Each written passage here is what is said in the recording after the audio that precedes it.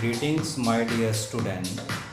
Today, in our fifth lecture of Unit 1, we will discuss about the numerical, and these numerical are based on fourth lecture.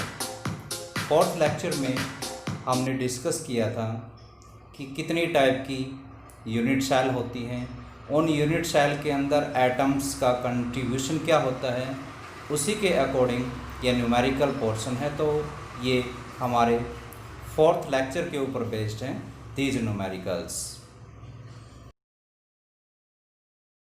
इसमें सबसे पहले है A compound formed by element A and B has a cubic structure। कोई भी compound है वो दो एलिमेंटों से मिलकर के बना है A and B has a cubic structure in which A atom are at the corner। जो A atom है वो तो कॉर्नर पे होगा of the cubic cube and B atoms are at the face center। तो दो एटम है A और B, A कॉर्नर पे है और B फेस सेंटर के ऊपर है। तो dry the formula of A compound, तो उस कंपाउंड का फॉर्मूला बनाइए जो A और B टू कंपोनेंट से और एलिमेंट से मिलकर के बना हुआ है। तो A और B इसके कॉन्स्टिट्यूएंट पार्टिकल है किसी भी कंपाउंड के, तो A कॉर्नर पे है और B उसके फेस सेंटर के ऊपर है। जो फोर्थ लेक्चर हमने किया था उस फोर्थ लेक्चर में हम डिस्कस कर चुके हैं कि यदि कॉर्नर के ऊपर कोई एटम्स प्रेजेंट हैं किसी क्यूब के अंदर, तो उसमें एटम्स का कंट्रीब्यूशन क्या होगा पर यूनिट सेल के अकॉर्डिंग। तो अगर कॉर्नर पे है, कॉर्नर पे है तो क्या होगा 1/8 into 8 is equal to 1, total 1 atom आएंगे। इट मीन्स किसी भी क्यूब के टोटल 8 कॉर्नर होते हैं। क्या होते हैं? 8 कॉर्नर होते हैं। जैसे एक क्लोज रूम है, या फिर आप फॉर एग्जाम्पल इमेजिन कीजिए कि ये कोई क्यूब है। ओके, मान लीजिए, वैसे क्यूब की फॉर्म लगभग लग ही रही है, इसमें इक्वल आर्म्स नहीं है। तो देखिए यहां पे टोटल क्या है, कॉर्नर 8 कॉर्नर हैं, 1 2 3 4 अपर साइड में हो गए और 4 ही 1 2 3 4 नीचे हो गए। तो टोटल कॉर्नर हुए 8। तो यहाँ पे 8 कॉर्नर हैं और हर एक कॉर्नर के ऊपर एटम प्रेजेंट हैं, और वो हर एक एटम यहाँ पे फॉर एग्जांपल इस कॉर्नर के ऊपर एक एटम प्रेजेंट है। तो ये जो एटम है आगे 4 अदर यूनिट सेल से सराउंड होता है, वो 4 अदर 8 जो यूनिट सेल हैं उनके द्वारा शेयर किया जाता है। तो यहाँ पे एक एटम के हम कह सकते हैं कि एक एटम के यहाँ पे 1/8 पार्ट हो गए। इट मींस केवल 8वां ही हिस्सा एक कॉर्नर के ऊपर बचा। तो यहाँ पे कंट्रीब्यूशन एटम का क्या हुआ कि एक कॉर्नर के ऊपर एटम क्या हुए 1/8। टोटल कॉर्नर कितने हैं? 8 हैं, तो मल्टीप्लाई 8। तो यहाँ पे टोटल कंट्रीब्यूशन ऑफ एटम्स क्या है पर यूनिट सेल के अकॉर्डिंग 1, यानी यहाँ पे 1 एटम हुआ। उसके बाद ये कॉर्नर के ऊपर कौन सा है? A atom. कॉर्नर के ऊपर कौन सा है? A। उसके बाद है B atom are at the face centre. B atom उसके फेस सेंटर के ऊपर होते हैं। कहां पे होते हैं? फेस सेंटर के ऊपर। तो यहां पे इसके फेस कितने हुए? 1, यहां पे 1, इसके अपोजिट साइड में 2, 1 2 3 4 5 6, टोटल 6 हो गए। तो फेस सेंटर पे फेस सेंटर पे कितने हुए? टोटल फेसेस हो गए 6 इनटू, अब फेस तो हो गए टोटल 6। तो यहां पे एटम का कंट्रीब्यूशन क्या हुआ? यहां पे फॉर एग्जांपल इस साइड पे, इधर, यहां पे और यहां पे जो एटम फेस सेंटर के ऊपर प्रेजेंट होते हैं वो 2 यूनिट सेल से जो है सराउंड किए जाते हैं 2 यूनिट सेल के द्वारा शेयर किए जाते हैं। तो एक एटम को जब 2 यूनिट सेल शेयर करेंगे तो वहां पे क्या बचेगा, 1/2, हाफ हो जाएगा। तो टोटल यहाँ पे क्या हुए, फेस सेंटर के ऊपर यहाँ पे क्या हुए 3, क्या हुआ यहाँ पे 3। तो drive the formula of A compound, A compound और बी कंपाउंड। ए कंपाउंड क्या हुआ, एक कंपाउंड कॉर्नर पे है तो 1 हुआ, फेस सेंटर के ऊपर बी है तो उसकी वैल्यू आई 3। तो यहां पे कंपाउंड क्या बना, फॉर्मूला AB3। फॉर्मूला कंपाउंड का क्या बना, AB3। तो ये फॉर्मूला हो गया कंपाउंड का, क्या हुआ, AB3। ओके, उसके बाद हम चलते हैं नेक्स्ट सेकंड न्यूमेरिकल पे।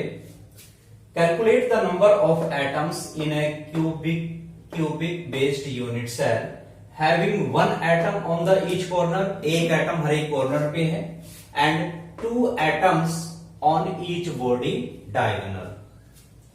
तो इसे हम कैसे शो करेंगे, पहले calculate the number of atoms हमने करना है। तो calculate of number of atoms कहां पे, having 1 atom on each corner, एक एटम हर एक कॉर्नर पे है। तो कॉर्नर वाला हम पहले ही कर चुके हैं, हर एक कॉर्नर के ऊपर सिंगल एटम्स हैं। तो टोटल कॉर्नर क्या हुए, तो कॉर्नर के ऊपर टोटल एटम्स कितने आए, कॉर्नर्स के ऊपर हो गए 1/8 इंटू 8 इज इक्वल टू 1। तो टोटल कंट्रीब्यूशन कितना हुआ पर यूनिट सेल के अंदर कॉर्नर के ऊपर 1 एटम का। Clear now, and 2 atoms on each body diagonal, जो 2 एटम है वो हर एक बॉडी डायगोनल के अंदर है। तो बॉडी डायगोनल कौन सा होता है, फॉर एग्जांपल दिस वन एक क्यूब मान लेते हैं हम, यस, इसके अंदर बॉडी डायगोनल कौन सा होगा, यहां से यहां तक का, इसके सेंटर में जो लाइन यहां से यहां तक जो हम इसके सेंटर में ड्रॉ करेंगे तो वो क्या हुई, एक बॉडी डायगोनल यहां से यहां तक हुआ, दूसरा यहां से यहां तक हुआ। क्लियर, यहां से यहां तक या फिर यहां से यहां तक, समझ रहे हैं, दोबारा से सुनिए। एक हो गया बिल्कुल इस तरीके से, यस, ये इस तरीके से इस आर्म से लेकर के यहां तक, इस तरीके से ऐसे, यहां से इस कॉर्नर से लेकर के इस कॉर्नर तक, दूसरा इस कॉर्नर से लेकर के नीचे वाले इस कॉर्नर तक, 2 हो गए। उसके बाद जो थर्ड है वो इस कॉर्नर से इधर वाले कॉर्नर से और यहां से नीचे इस कॉर्नर तक। तो टोटल डायगोनल कितने हुए क्यूब के अंदर, टोटल डायगोनल 4 हो गए। क्या हो गए, टोटल डायगोनल क्यूब के अंदर 4 होते हैं। तो 4 into, अब डायगोनल के अंदर हर एक डायगोनल में 2 एटम प्रेजेंट हैं और वो 2 एटम किसी भी अदर यूनिट सेल के द्वारा शेयर नहीं किए जाते हैं। तो वो दोनों के एटम बिल्कुल कंप्लीट होते हैं, वो किसी अदर सेल के द्वारा जो है शेयर नहीं किए जाएंगे। तो 4 into 2, तो टोटल क्या हुआ 8। तो यहां पे टोटल 8 एटम आ गए डायगोनल के ऊपर, डायगोनल पे 8 हुए और कॉर्नर पे 1 हुआ। तो टोटल एटम्स कितने हुए, टोटल एटम्स, जो टोटल एटम्स का कंट्रीब्यूशन है वो 8 + 1, इट मींस टोटल 9 एटम हुए। टोटल क्या हुए, 9 एटम्स हुए। क्लियर, तो ये हमारे जो है सेकंड न्यूमेरिकल था। आई थिंक आपको अच्छी तरह से अंडरस्टूड हो गया होगा। चलिए थर्ड को डिस्कस करते हैं। Now third numerical, potassium crystallizes in a body centered cubic lattice. Calculate the approximate number of unit cell in 2 gram of potassium. Potassium के 2 ग्राम के अंदर लगभग कितनी यूनिट सेल की फॉर्मेशन होगी, टोटल कितनी यूनिट सेल आएंगी।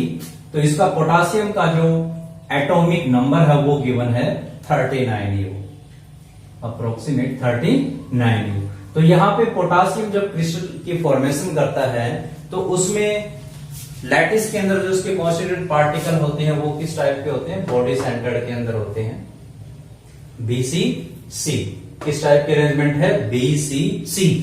और हम ये पहले ही कर चुके हैं कि BCC अगर अरेंजमेंट किसी के अंदर है, बॉडी सेंटर्ड क्यूब अगर किसी के अंदर इस टाइप की लैटिस की फॉर्मेशन है, तो उसमें एक तो एटम्स कॉर्नर पे होंगे, एक तो वो कॉर्नर पे,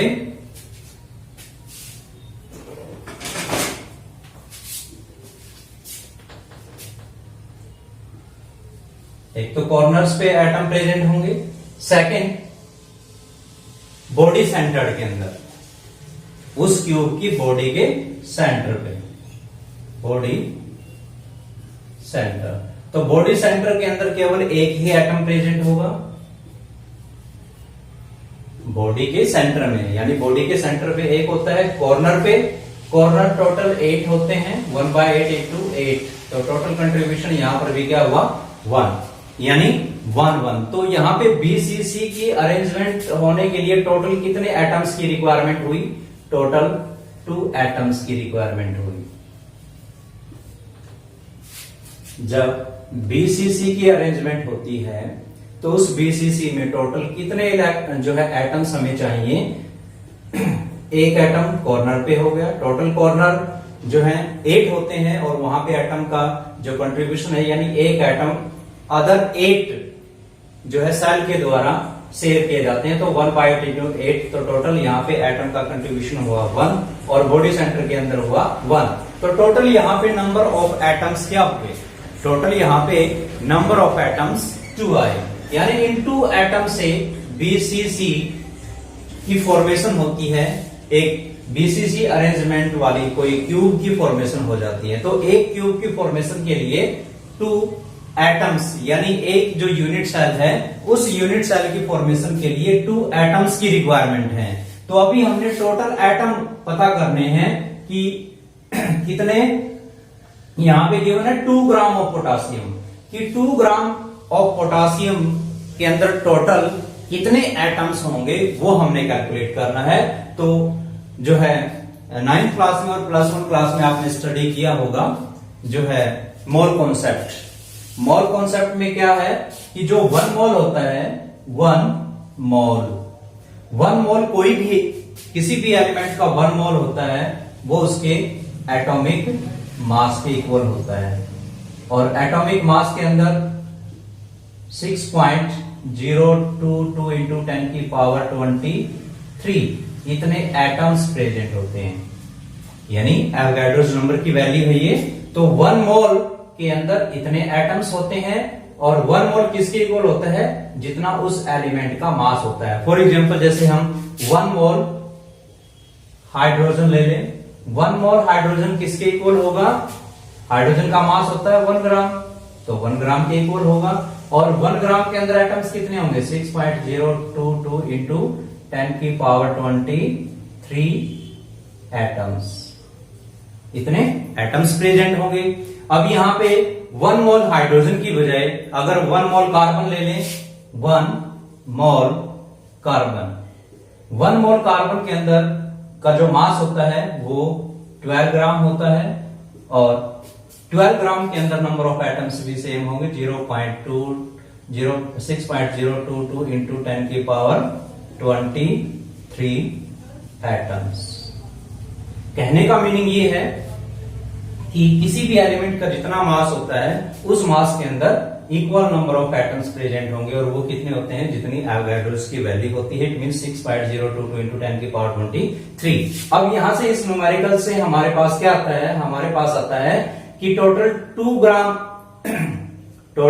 2 ग्राम है पोटासियम। तो पहले हम पोटासियम के अंदर कैलकुलेट करेंगे कि पोटासियम का जो मास है वो 39 होता है, तो 1 मोल ऑफ पोटासियम 39 ग्राम की इक्वल होगा, और 39 ग्राम के अंदर नंबर ऑफ एटम्स कितने होंगे, 6.022 into 10⁻23 एटम्स। टोटल ये एटम्स प्रेजेंट होंगे, टोटल इतने एटम्स प्रेजेंट होंगे। तो अब हम इसको रब कर देते हैं, आपकी अंडरस्टैंडिंग के लिए इसको राइट किया था। तो अभी देखिए कैसे निकालेंगे। यानी 39 ग्राम 1 मोल के इक्वल होता है, तो 39 ग्राम में टोटल ये एटम्स प्रेजेंट होते हैं। चलिए करते हैं इसको।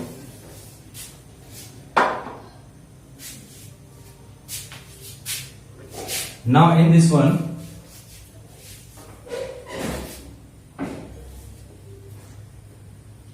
so 39 gram of potassium, 39 gram of potassium के अंदर नंबर ऑफ एटम्स होते हैं 6.022 इंटू 10 की पावर 23 एटम्स। ये एटम्स प्रेजेंट होते हैं। तो 1 ग्राम के अंदर कितने होंगे? 1 ग्राम में होंगे 6.022 इंटू 10 की पावर 23 डिवाइडेड बाय 39। ये टोटल एटम्स आ गए 1 ग्राम के अंदर। कितने ग्राम के अंदर आए? 1 ग्राम में। लेकिन हमने निकालने किस में है? क्या वैल्यू गिवन है? 2 ग्राम गिवन है यहाँ पे। कितने ग्राम है? 2 ग्राम। तो 2 ग्राम के अंदर टोटल नंबर ऑफ एटम्स कितने हुए? 1 ग्राम में इतने हो गए, तो 2 ग्राम में कितने होंगे? 6.022 इंटू 10 की power 23 divided by 39 into 2 into 2। अब हमने निकालने किस में है? तो जब हम इसको कैलकुलेट करते हैं, इस पूरी वैल्यू को कैलकुलेट करते हैं, तो इस कंप्लीट वैल्यू को कैलकुलेट करने के बाद हमारे पास टोटल नंबर ऑफ एटम्स आ जाएंगे। हमारे पास टोटल नंबर ऑफ एटम्स आ जाएंगे कि 2 ग्राम के अंदर टोटल नंबर ऑफ एटम्स कितने प्रेजेंट हैं। क्लियर? 2 ग्राम के अंदर टोटल कितने नंबर ऑफ एटम्स प्रेजेंट हैं वो हमारे पास आ गए। लेकिन हमने टोटल ओवरऑल जितने भी 2 ग्राम के अंदर प्रेजेंट हैं वो टोटल के टोटल एटम हमें मिल गए। लेकिन एक बीसीसी की फॉर्मेशन के लिए, बीसीसी की एक यूनिट की फॉर्मेशन के लिए 2 एटम की जरूरत होती है। तो जितने भी एटम्स आएंगे उन टोटल एटम्स को 2 से डिवाइड कर देंगे। 2 से डिवाइड करेंगे तो क्या आ जाएगी? टोटल बीसीसी कितने उसमें से बनेंगे, यानी टोटल कितनी यूनिट सेल उसके अंदर से फॉर्म्ड होगी वो हमारे पास आ जाएगी। क्योंकि एक यूनिट सेल की फॉर्मेशन के लिए 2 एटम की जरूरत होती है। तो यहां से इन पूरे एटम्स को 2 से डिवाइड करेंगे। इन पूरे एटम्स को 2 से डिवाइड करेंगे। इसको 2 से डिवाइड किया तो यहां से 2 से 2 कट हो गया।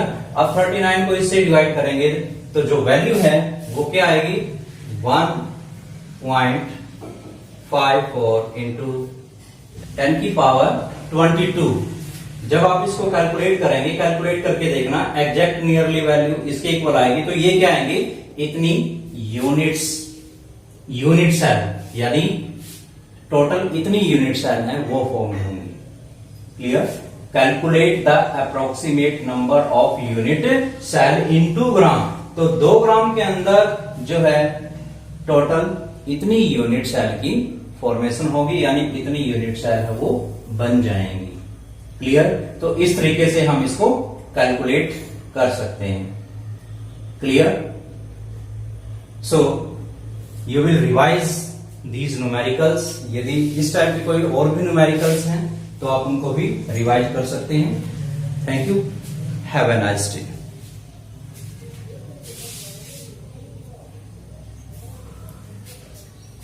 इस टाइप के जो और भी न्यूमेरिकल्स हैं उनको भी आप सॉल्व कर सकते हैं। तो जैसे भी आपको अपनी एनसीईआरटी बुक में या कहीं और इस टाइप के न्यूमेरिकल देखने को मिलते हैं तो try to solve them. And अगर इन न्यूमेरिकल्स में और भी किसी टाइप की कोई प्रॉब्लम आप फेस कर रहे हैं तो you can discuss with me. Thank you, have a nice day.